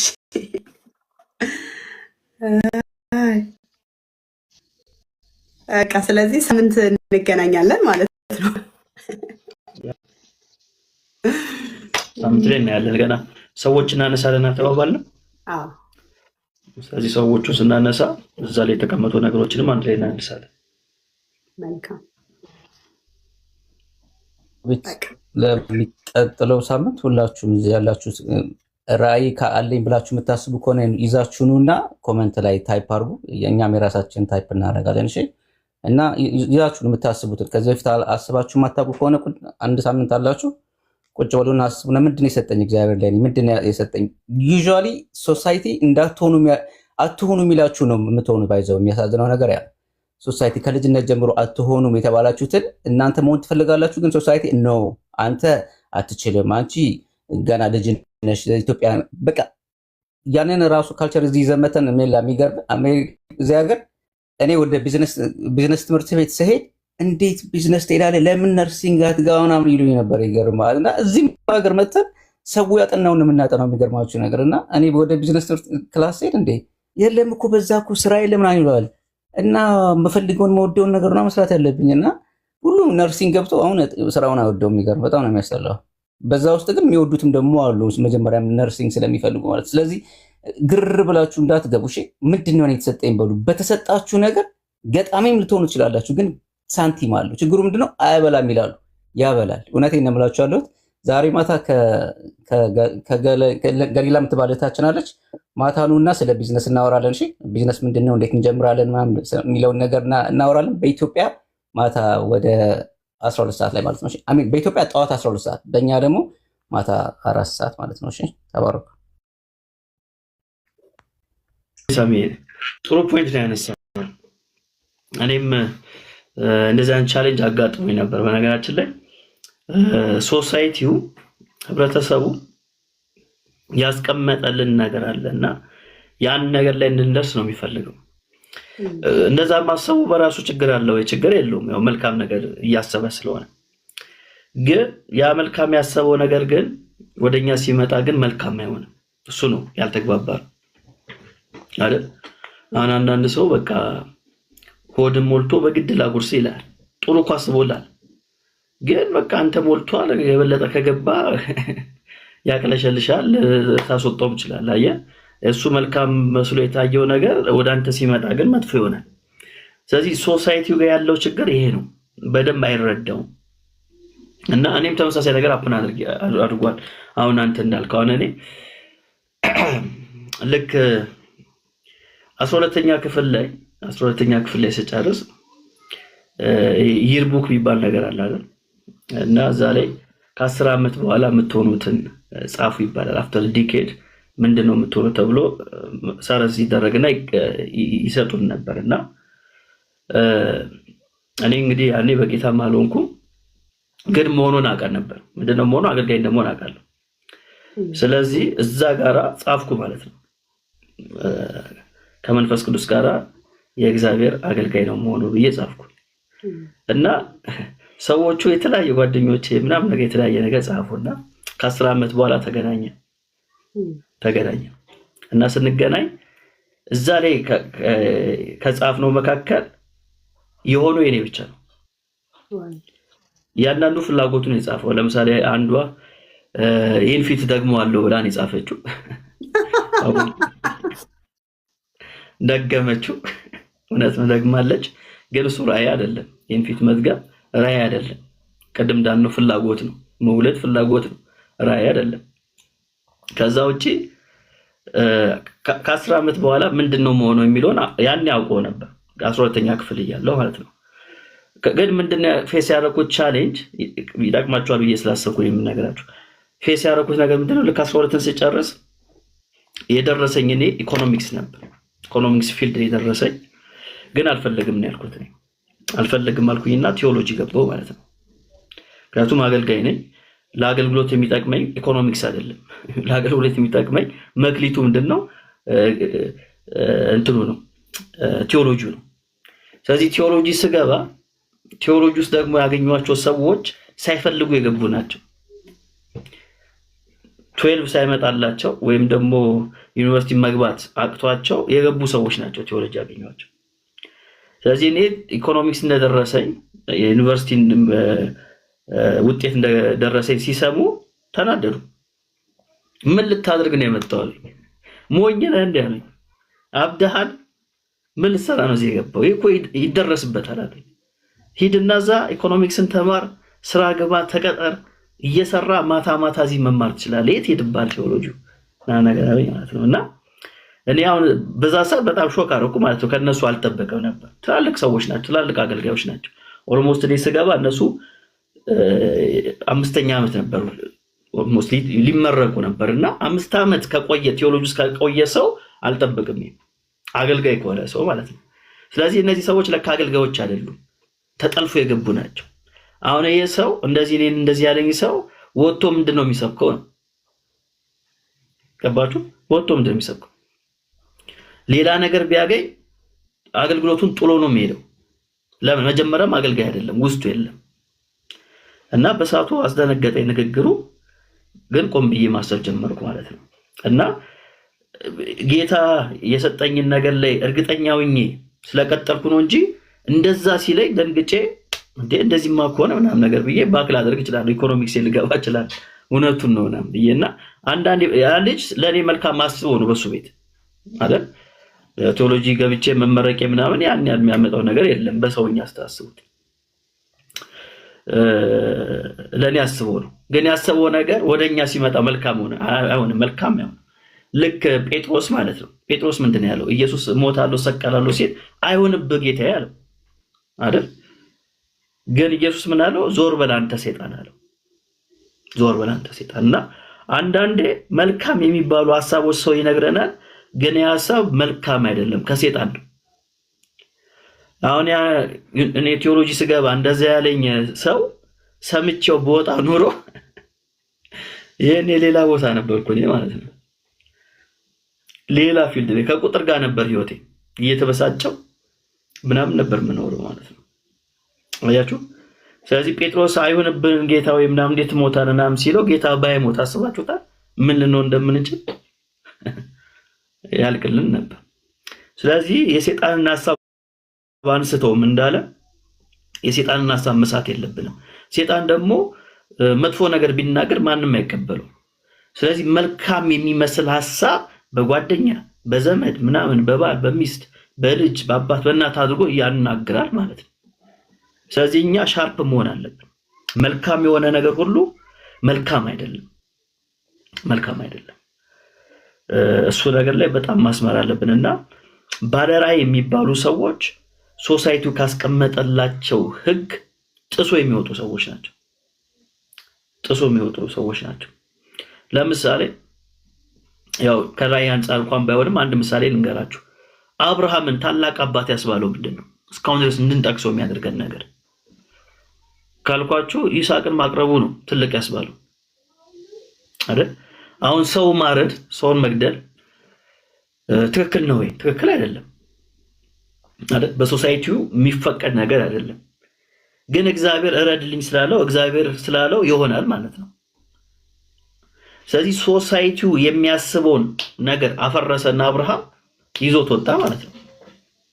ልጁን ምን ለማረድ ወጣ። ስለዚህ እግዚአብሔር የሚለንን መስማት አለብን። እስከዚህ ጥግ ድረስ እንኳን ቢሆን መስማት አለብን። ሶሳይቲውን አይደለም መስማት ያለብን። እንደ ሶሳይቲው እኮ ቢናገር አሁን አብርሃም ልጄን ላርዶ ነው ቢል ማን ይቀበሏል? እንዲያብዳሃል ወይ ነው የሚባለው። ልክ አይደለም ነው የሚባለው አይደል? አብርሃምን እሰሩልኝ ነው የምትለው ሳራ። አያችሁ አይደል? ግን እግዚአብሔር እረድልኝ ብሏል። ልጄን እረድልኝ ብሏል። ስለዚህ ሶሳይቲው የሚያስበውን አስተሳሰብ ሰብሮ ነው ሄደው ማለት ነው ልጁን ለማቅረብ። በዛ ምክንያት የእምነት አባት ሆነ፣ ታላቅ አባት ተባለ ማለት ነው። ስለዚህ ሶሳይቲው መልካም መስሎ የሚታይ ነገር ቢኖርም ከእግዚአብሔር የተቀበልነው ነገር ካለ የሶሳይቲውን አስተሳሰብ ሰብረን ስንወጣ ነው። ከዛ በኋላ ሶሳይቲው ሙቅና ይሰጠናል። ያው አይሁዳውያን ተመልከቱ፣ ለአብርሃም ያላቸው ቦታ ትልቅ ነው እና እኛም የሶሳይቲውን ነገር ሰብረን ስንወጣ ለጊዜው ስትራግሉ ከባድ ነው፣ ብዙ ነገሮችን እንሸከማለን።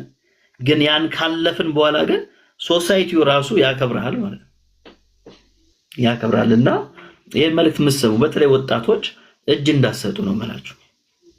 እጅ እንዳሰጡ ውስጣችሁ ያለውን ነገር እወቁት።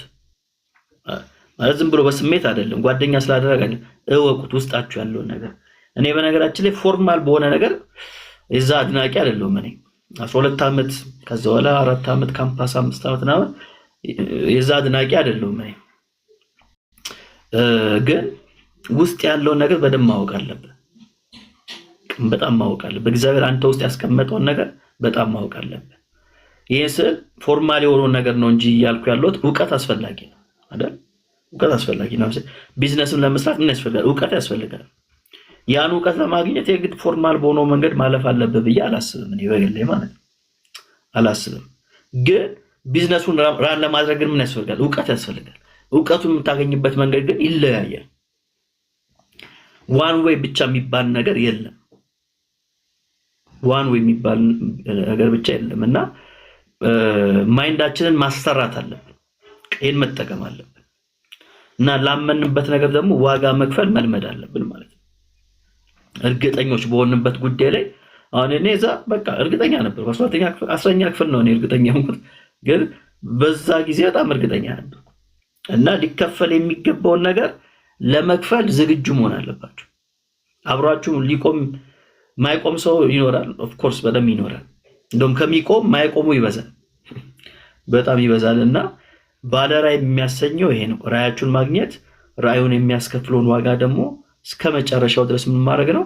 ይዞ መቀጠል በጣም አስፈላጊ ነገር ነው።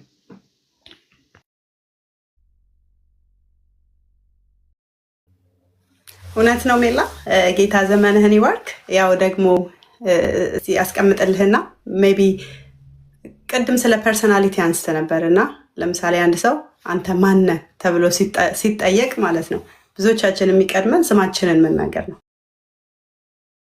በጣም በዚህ ጉዳይ ላይ ሞር አሁን ብሪፍ እንዳደረግከው ደግሞ ብሪፍ ብታደርግልን ይበልጥ እኛም ደግሞ ክሊር የሆነ ኢሜጅ ይኖረናል ብዬ አስባለሁ።